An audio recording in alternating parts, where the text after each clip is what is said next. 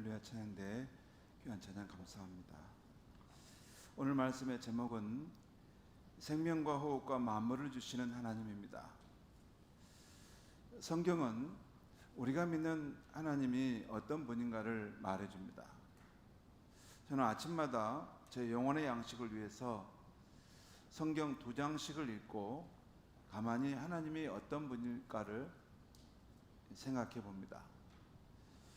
여러분도 성경을 읽다 보면 우리 기독교인이 믿는 하나님이 어떤 분일까? 하나님 당신은 누구십니까? 하는 이런 생각이 들 때가 있을 것입니다. 살다 보면 어떤 대상에 대해서 의문이 생기는 것처럼 말입니다. 성경은 만물을 창조하신 하나님, 또 죄와 죽음의 공경에서 빠진 우리 인류를 구원하신 하나님, 또 인격적인 하나님, 또 영이신 하나님. 하나님은 몸을 가진 분이라기보다는 영이신 하나님이시라. 그다음에 온 우주에 충만하신 분이심을 말씀해 줍니다. 그 외에도 만물을 선대하시는 분, 전지전능하신 분, 또 의로우신 분, 하나님에 대한 속성을 성경은 보여주죠. 이런 하나님의 속성에 대해서 잘 알고서 하나님을 믿는다면 우리의 삶은 더욱 풍성해지고 안정되게 될 것입니다. 하나님을 우리가 믿지만 하나님을 잘 모르기 때문에, 또 오해하기 때문에 신앙생활 하다가 방황하고, 또 때로는 그냥 세상으로 가버리기도 하고, 또 신앙생활 열심히 하는데 자신의 방식대로 하나님을 믿으며 가는 수가 있습니다. 그래서 하나님을 잘 아는 것은 참 우리의 삶이 균형 잡히고 또 안정되고 또 풍성한 그런 삶을 사는데 꼭 필요합니다. 그래서 앞으로 몇 주 동안 우리 기독교인이 믿는 하나님이 어떤 분인가를 살펴보려고 하는데요. 우리 가운데 믿음 생활한 지 오래되신 분들은 하나님이라는 존재가 너무 익숙해져서 하나님이 얼마나 좋은지 무뎌질 수가 있습니다. 마치 순천에 오래 살다 보면 너무 익숙해져서 이 순천이라는 도시가 얼마나 좋은지 묻어지는 것처럼 말입니다. 물론 그 반대로 살아갈수록 이 순천이 더 좋다고 느껴질 수도 있겠죠. 아무튼 이 순천이 너무 익숙해져서 무뎌진 분이 있다면 이 순천이 어떤 면에서 좋은지 다시 한번 생각해 보는 시간을 가지시면 좋겠습니다. 그러면 이 순천에서의 삶이 아마 10배는 더 행복해질 것입니다. 일반적으로 우리가 아는 이 순천이라는 도시의 특성을 말해보면 자연의 풍광이 참 좋다는 거죠. 지리산과 섬진강과 바다를 끼고 있는 참, 그리고 정원인 도시라는 거죠. 그리고 사람들이 선하다는 것입니다. 순천이라는 말 자체가 하늘의 뜻을 따르는 겸손함을 갖는다는 것이죠. 그리고 교통의 요충지다, 또 교육도시다, 또 인재가 많이 난다.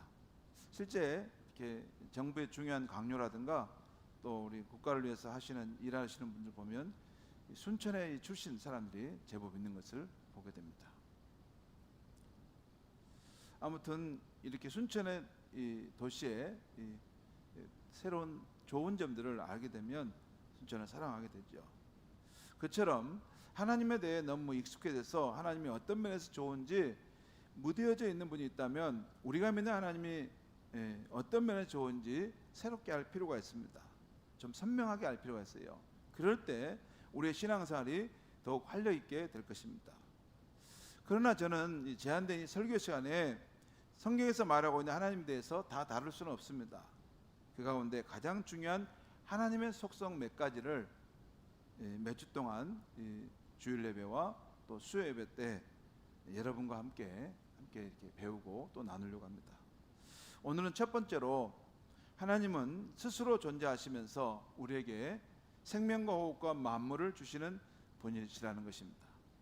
오늘 우리가 읽은 성경 말씀은 출애굽기 3장과 사도행전 7장의 말씀입니다. 먼저 출애굽기 3장 13절 14절 말씀을 잠시 우리 보겠습니다. 한번 같이 읽겠습니다. 시작. 모세가 하나님께 아뢰되 내가 이스라엘 자손에게 가서 이르기를 너희의 조상의 하나님이 나를 너희에게 보내셨다 하면 그들이 내게 묻기를 그의 이름이 무엇이냐 하리니 내가 무엇이라고 그들을 말하리이까. 이 상황은 하나님께서 모세를 세우셔서 이제 이스라엘 백성을 구원하시겠다 하시면서 이제 너가 그 이스라엘 백성에 가서 나를 알려라 이렇게 말씀을 하신 겁니다. 그때 모세가 묻기를 아니 제가 그들을 인도한다 하더라도 그들이 아마 물을 것입니다. 도대체 당신은 어떤 신이 당신을 불러서 우리한테 지금 온 거요? 그때 뭐라고 내가 말씀해야 됩니까? 라고 묻는 거죠. 14절 말씀을 함께 읽겠습니다. 시작. 하나님이 모세에게 이르시되 나는 스스로 있는 자니라. 또 이르시되 너는 이스라엘 자손에게 이같이 이르기를 스스로 있는 자가 나를 너에게 보내셨다 하라. 그냥 그렇죠. 여러분 하나님이라는 이름은 좀 일반적인 이름이라고 할 수 있어요. 그런데 하나님 정말 당신의 이름이 뭡니까? 라고 모세가 물어봤더니 그 이스라엘 백성들에게 가서 나는 이런 신이다 라고 말해주라고 알려준 것이 나는 스스로 있는 자다. 그리고 스스로 있는 자가 너를 보냈다고 말해라. 여러분 이 스스로 있는 자 이것을 한자로 보면 자존자입니다. 자존자고 또 이 바로 다음 우리 출애굽기 3장 15절에는 이걸 여호와라고 표현하고 있어요. 그러니까 우리가 여호와 하나님 그런 표현을 하잖아요. 그때 여호와라는 말은 스스로 있는 자, 자존자라는 뜻입니다. 그런데 여러분 이 자존자라는 뜻은 이게 지금 스스로 자자에다가 존재한다는 그런 의미예요. 그래서 외부의 힘에 의존하지 않고 스스로의 힘으로 존재하시는 분입니다. 이게 자존자입니다. 다시 말씀드립니다. 하나님은 자신이 누구신가? 나는 이 우주에 있는 그 어떤 것에 의지하거나 기대서 있지 않고 나는 스스로 존재하는 자다. 뿐만 아니라 이 우주 가운데 있는 모든 만물의 존재의 기원은 나로부터 시작되는 것이다. 이 말씀입니다. 그러니까 지금 우리 여러분 이거 지금 탁자가 있잖아요. 이게 지금 강대상에 있는데 이게 스스로 찍은 거 아니죠? 이게 목수가 만들었잖아요. 그래서 갖다 놓은 거잖아요. 이것도 이게 스스로 있는 겁니까? 이게 도공이 이걸 만들어서 지금 있는 거죠. 우리 주변에 보고 있는 그 자연 만물도 스스로 있는 것이 우리는 이 자연 만물이 있은 후에 태어났기 때문에 이것의 기원을 잘 모르잖아요.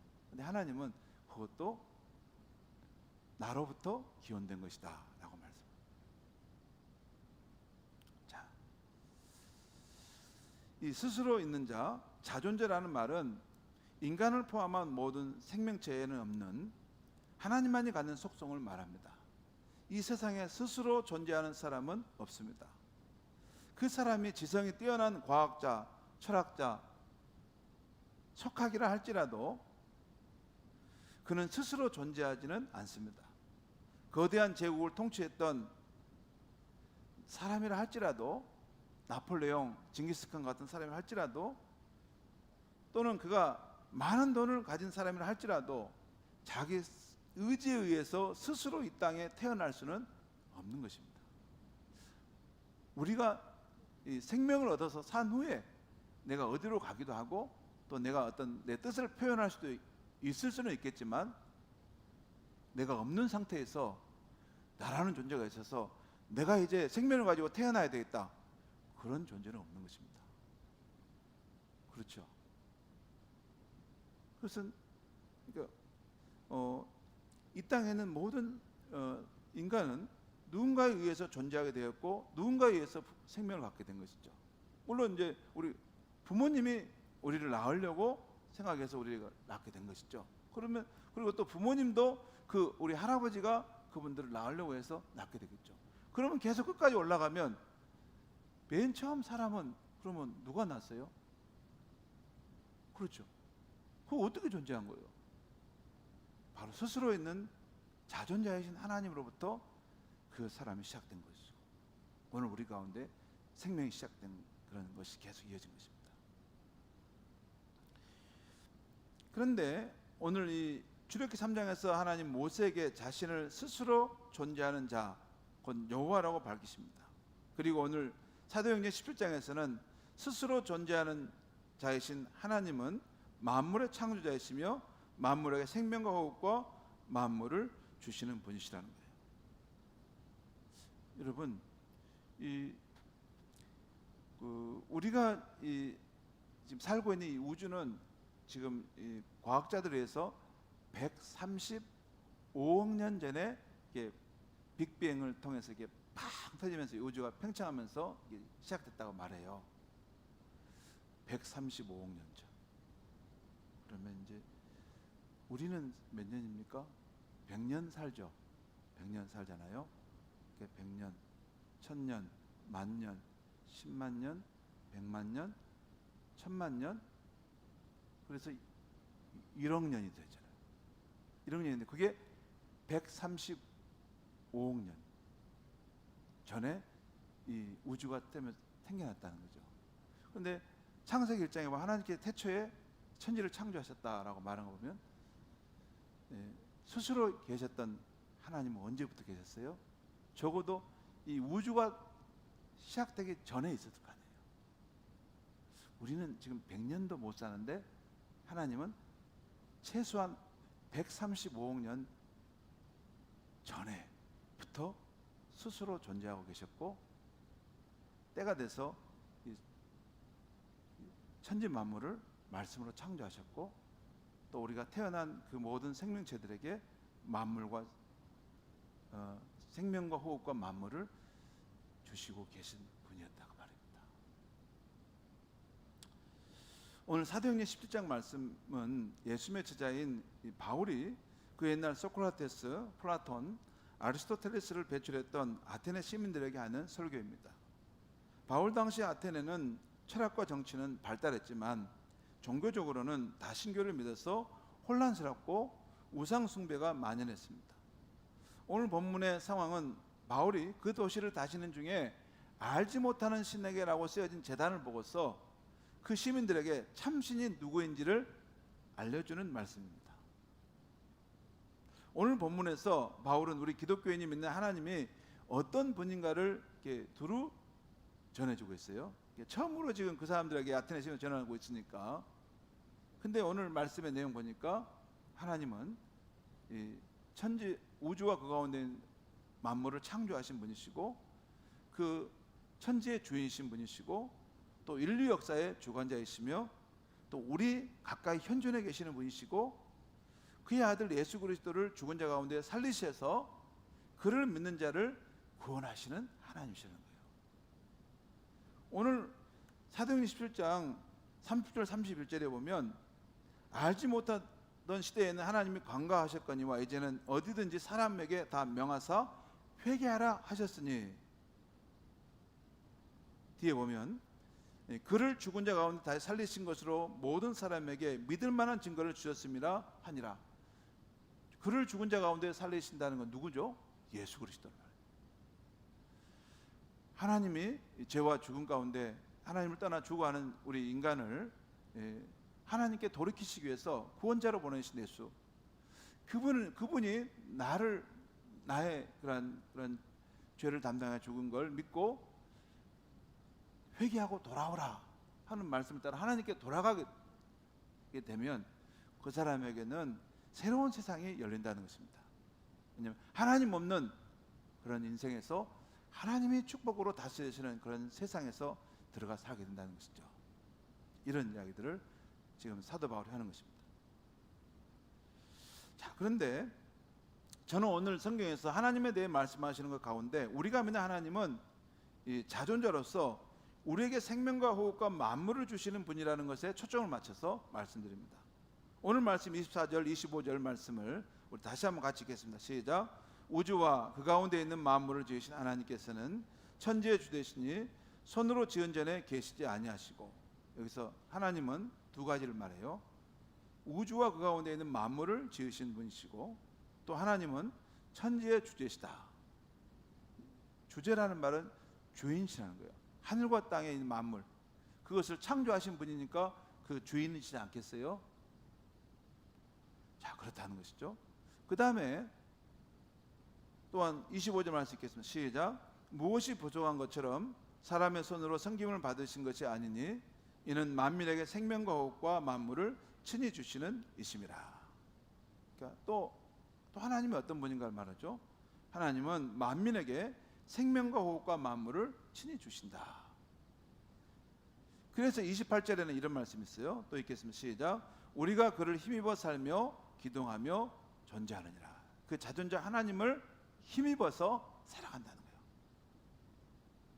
그러면 오늘 성경 말씀을 통해서 예수 그리스도의 사도인 바울이 우리 기독교인이 믿는 하나님은 어떤 분이신가를 라고 전하고 있습니까? 한 두 가지 정도만 말씀드립니다. 먼저 바울은 기독교인이 믿는 하나님은 스스로 존재하시는 분으로 온 세상의 창조자시며 천지 만물의 주인이시라는 것입니다. 그게 오늘 24절 말씀에 쭉 나와 있어요. 성도 여러분, 앞에서 말씀드렸듯이 하나님 이외에 우리는 누구도 스스로 존재하는 사람은 없는 것입니다. 이것이 자존자인 하나님과 의존자인 인간의 차이입니다. 하나님은 스스로 존재해가는 분이시고, 인간은 어떤 하나님의 이 힘에 의존해서 살아가는 존재라는 것이죠. 하나님은 스스로 존재하시지만 인간이 존재하게 된 것은 우리의 의지로부터 시작된 것이 아닙니다. 이 우주 가운데 유일한 자존자이신 하나님의 그 신비로운 명령, 너는 존재해라 하는 그 명령을 받고 저와 여러분은 이 세상에 태어나게 된 것입니다. 그래서 우리 생명의 시작은 수동태입니다. 수동태. 내가 능동적으로 나와서 내가 생명이 시작될 거야, 그런 존재는 아무도 없습니다. 무에서 그렇게 나올 수는 없는 거죠. 하나님께서 무에 있는 우리를 너는 생명이 시작되어라 하면서 우리 안에 이렇게 우리 부모님들이 만나서 그런 사랑 속에서 우리가 생명이 시작돼서 우리가 준비되어 나온 것이죠. 우리는 다 그래서 내가 태어났어 이렇게 말할 수 없고 태어나진 존재입니다. 프랑스의 철학자인 파스칼은 자신의 책 팡세에서 우리가 누구인가에 대해서 이런 말을 했어요. 아주 특별한 표현인데 한번 우리가 볼 필요 있어요. 보시죠. 앞뒤로 영혼에 삼켜져 있는 내 짧은 인생, 내가 차지하고 있는 그 조그마한 공간, 내가 잘 알지 못하는 우주의 무한히 광대함 속에 던져져 있음을 생각할 때 내가 다른 곳이 아닌 이곳에 존재하고 있다는 사실에 두렵고 놀라운 충격을 받는다. 왜냐하면 하필이면 다른 곳이 아닌 이곳, 다른 때가 아닌 지금 존재할 이유가 없기 때문이다. 누가 나를 여기에 두었는가? 누구의 명령과 지시에 의해서 이 장소와 시간이 나에게 배정되었는가? 여러분, 저와 여러분은 지금 전쟁이 한창 있는 우크라이나 땅에 태어난 건 아니죠. 우리 거기 살고 있잖아요. 우리 순천 땅에 살고 있고 2022년도에 이 연도에 우리가 이곳 지금 살고 있어요. 우리의 생애 연도도 100년 안에밖에 안 되죠.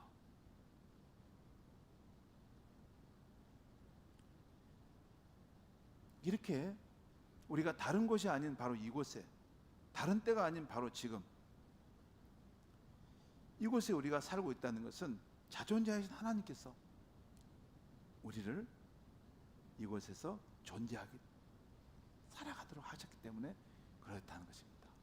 오늘 우리가 읽었던 이 사도행전 17장 말씀에 그런 말씀이 있어요. 26절에 하나님은 우리 인류를 이렇게 지으셨고 온 세상에 흩어져 살게 하셨는데, 거기 보면 우리 각 사람이 살아갈 연대와 그 거주의 경계를 정해 주셨다는 거예요.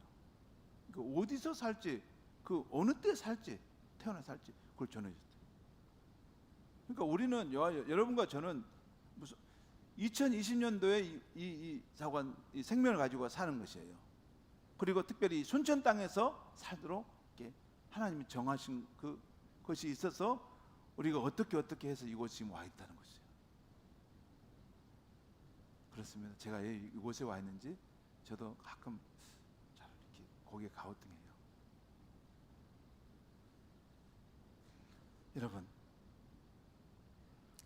그러니까 무의 상태였는데 자존자인 하나님께서 내게 생명을 주심으로 유의 상태가 된 거예요.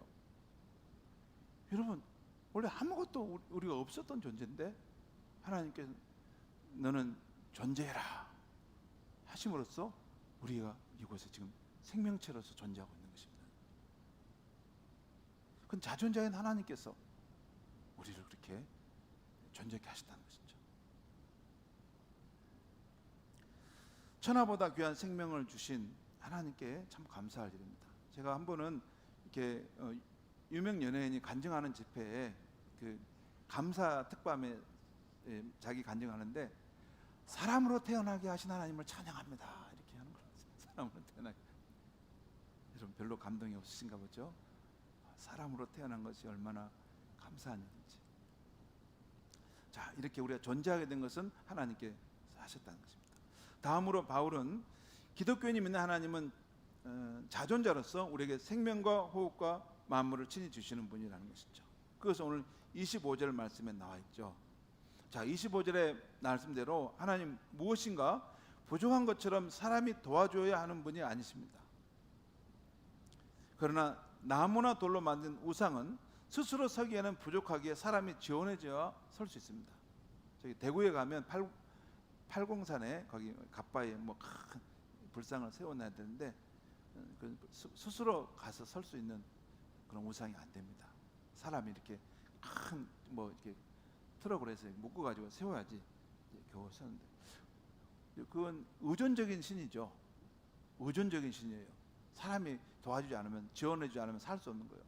근데 우리 하나님은 그러지 않아요. 스스로 존재하시는 분이시고 동시에 모든 만물과 우리 생명까지도 우리가 살아갈 수 있도록 생명과 호흡을 주시는 분이시라는 거예요. 그리고 여러분, 우리 인간도 부족함이 많기 때문에 하나님께서 생명과 호흡과 만물을 주셔야 살아갈 수 있습니다. 기독교인 하나님은 자존자로서 우리에게 생명을 주셨을 뿐만 아니라 우리에게 생명과 호흡과 만물을 계속해 주셔서 생명이 보존되게 하시는 분입니다. 여러분, 비존자이고 의존자인 인간은 누구도 자기 생명의 연장을 자신이 정할 수가 없어요.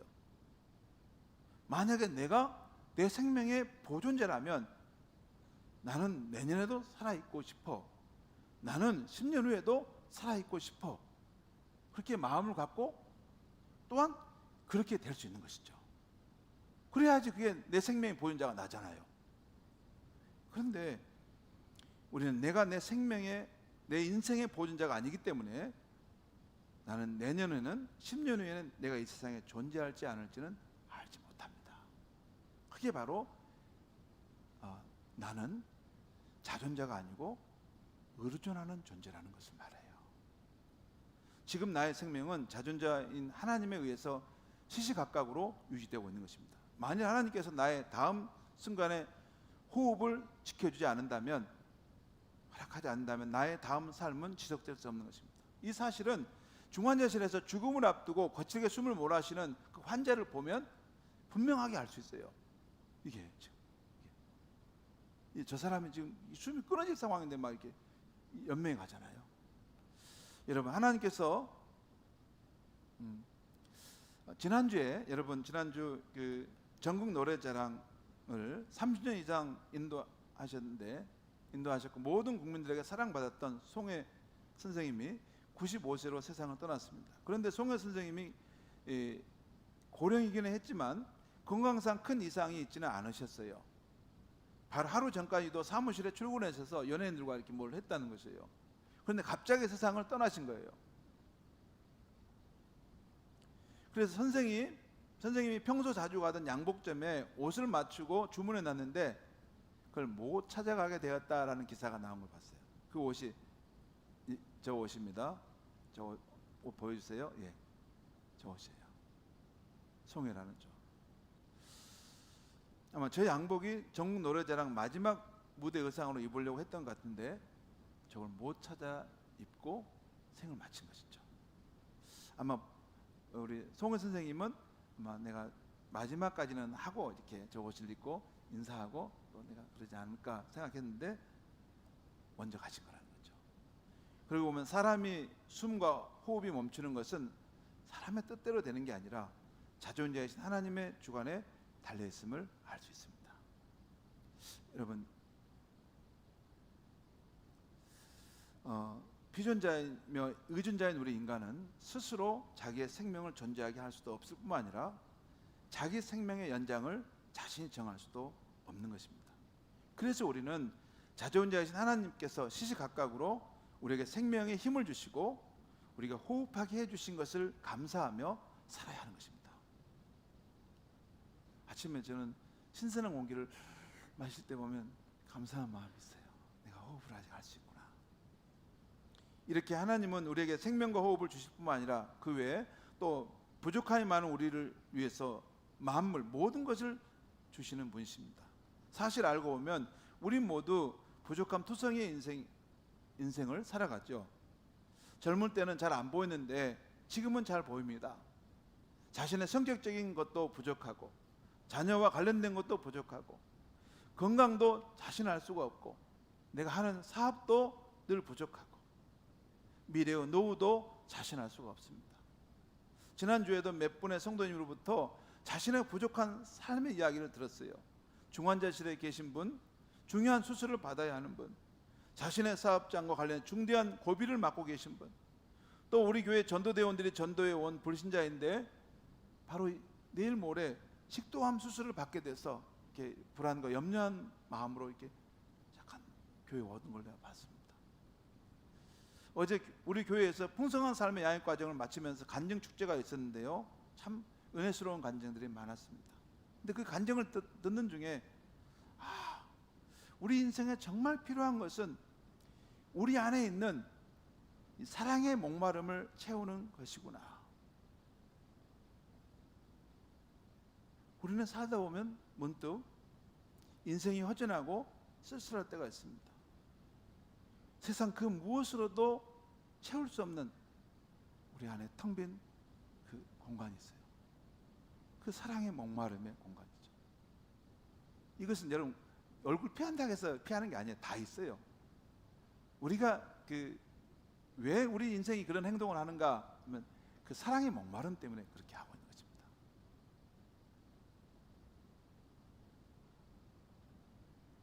나의 허물과 부족함을 있는 그대로 품어주는 변치 않는 사랑, 한결같은 사랑, 그 사랑을 갈망하는 것이에요.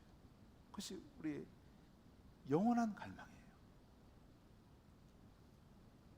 그리고 이 사랑을 우리가 체험해야만이 그 사람이 치유받고 건강하게 살 수 있습니다. 여러분, 삶이 이렇게 보면 병들어 있거나 또 이렇게 정신적으로 이렇게 불균형적으로 치우친 경우는 이 하나님의 온전한 사랑, 이 불변하는 사랑을 이렇게 내가 확인하게 되면, 그러니까 왜냐하면 여러분 하나님이 사랑이시다라는 걸 우리가 다 아는 것이 중요한 게 아닙니다.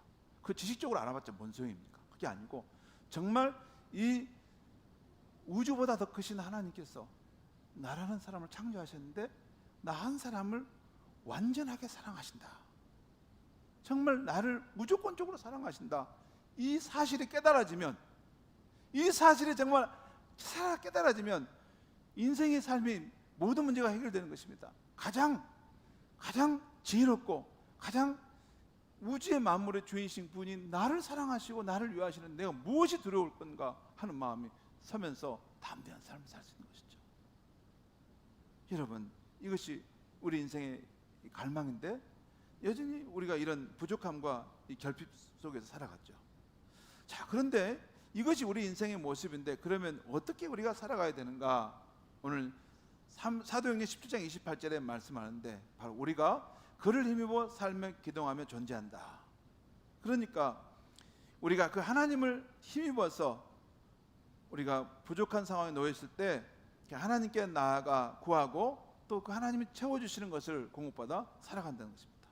감사한 것은 우리 하나님은 자존하신 그것이 자기만을 위하는 것이 아니라 그 자기 충족성에 만족하는 게 아니라 누구든지 약하고 갈급하고 사모하는 자에게 생수와 같은 자신의 생명과 만물을 친히 주시는 분이십니다. 그래서 우리가 인생 가운데 목마름이 있는 분은 누구든지 하나님께 나오면 하나님이 그 생명과 그 만물을 내가 갈망하는 그것들을 얼마든지 채워줄 수 있는 분이라는 것이죠.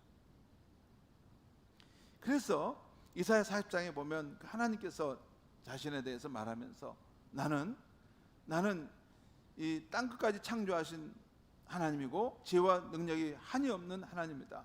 그리고 피곤하고 무능한 자에게 새 힘을 주는 하나님이다 하면서 이사야 40장 31절에 이런 말씀입니다. 오직 여호와를 앙망하는 자는 새 힘을 얻으리니 독수리가 날개치며 올라가들 것이요 다른 박질하여 곤비하지 아니하겠고 걸어가도 피곤치 아니할 것이다 라고 말씀합니다. 성도 여러분, 우리 인간은 유한한 능력밖에 없습니다. 그래서 자신의 결핍을 호소하려고 다른 사람을 부르죠. 자녀들이 어렸을 때 제가 집에 있다 보면 자주 저를 부릅니다. 집에서 설교 준비를 하고 있으면 아이들이 큰 소리로 아빠 아빠 하고 부릅니다. 설교 준비에 집중해야 하기 때문에 때로는 못 들은 척 하지만 아이들의 소리는 결코 나를 그대로 두지 않습니다. 마지못해 아이들이 있는 곳에 가면 아빠 이게 잘 안 되는데요, 이것 좀 고쳐주세요. 아빠 저기 위에 높은 거 저 물건 쪽으로 좀 뭐 있는데 내려주세요. 아빠 컴퓨터가 고장 났는데 잘 안 돼요, 좀 고쳐주세요. 아이들이 할 수 없는 것이 있을 때 자신의 부족함을 채워달라고 나를 부르죠. 아이들만 부르는 것이 아닙니다. 때로는 아내도 여보 하고 나를 부릅니다. 부르는 소리에 주방에 달려가면 여보 이 마요네즈 뚜껑이 안 열려요, 좀 이걸 열어주세요. 빙긋 웃으면서 요청합니다. 아내 역시 자신의 결핍 때문에 나를 부르죠. 그런데 간혹 다른 이유로 나를 부르기도 합니다. 언젠가 아내가 주방에서 부르는데 가보니까 여보 여기에 부침개를 해놓았어요. 계속 책상에 앉아서 말씀 준비만 하면 힘들 텐데 이 부침개 먹고 설교 준비 잘하세요 하는 것입니다. 여러분, 그때 아내는 나를 불렀지만 이전과는 다른 이유로 나를 부른 것입니다. 이번에는 자신의 부족함을 호소하기 위해 나를 부른 것이 아니라 자신의 풍성함을 나눠주기 위해서 나를 부른 거예요. 성도 여러분, 바로 여기에 하나님께서 나를 부르시는 것에 대한 독특함이 있는 것입니다. 하나님이 나를 부르시는 이유는 부족하기 때문에 일손이 모자라서 나를 부르시는 것이 아니에요. 하나님은 자신의 풍성함을 우리에게 나눠주기 위해서 우리를 부르시는 분입니다. 하나님은 자존자로서 모든 자원과 부와 원천과 모든 은혜와 사랑과 힘을 다 가지고 계신 분으로서 우리에게 베풀어 줄 자원이 많기 때문에 우리를 부르는 것입니다. 그래서 하나님은 오늘도 우리를 부르고 계신 것입니다. 이 자존자 하나님, 우리의 인생의 생명과 호흡과 모든 것을 친히 주실 수 있는 하나님, 그 하나님이 그의 독생자까지 우리를 위해 내어주시고 그래서 우리를 사랑하셨습니다. 이 사실을 믿고 하나님께 우리가 늘 나가서 구할 수 있기를 바랍니다. 그리고 하나님이 주시는 것을 좀 많이 듬뿍듬뿍 받아 누리는 우리가 되었으면 좋겠습니다. 그리고 하나님께서 우리에게 생명과 호흡과 만물을 주신 만큼 그 자존자 하나님을 찬양하고 그 하나님 나라를 위하여 살아갈 수 있는 우리가 되기를 주의 이름으로 축원합니다. 기도하겠습니다. 하나님 아버지, 오늘 이 아침에 자존자인 하나님에 대한 말씀을 전했습니다. 하나님은 그 누구에 의존하지 않고 스스로 자신의 존재를 살아가시는 분이며 뿐만 아니라 이 우주와 그 가운데 있는 만물 또 우리 인생까지도 존재케 하시고 또 우리가 살아갈 수 있도록 생명과 만물을 주시는 분임을 일깨워 주시니 감사합니다. 하나님 아버지, 정말 하나님만이 진정한 자존자임을 알아서 우리 인생에 부족함이 있을 때, 결핍된 것이 있을 때 그것 때문에 애타하지 말고 여호와를 앙망하는 자는 새 힘을 얻을 것이다 하는 말씀대로 하나님께 더욱더 깊이 나아가고 더 사모하고 더 하나님의 말씀과 기도로 주님을 찾음으로 하나님이 주시는 그런 풍성한 생명을 누리며 살아가는 우리가 되게 하여 주시옵소서. 예수님의 이름으로 기도합니다.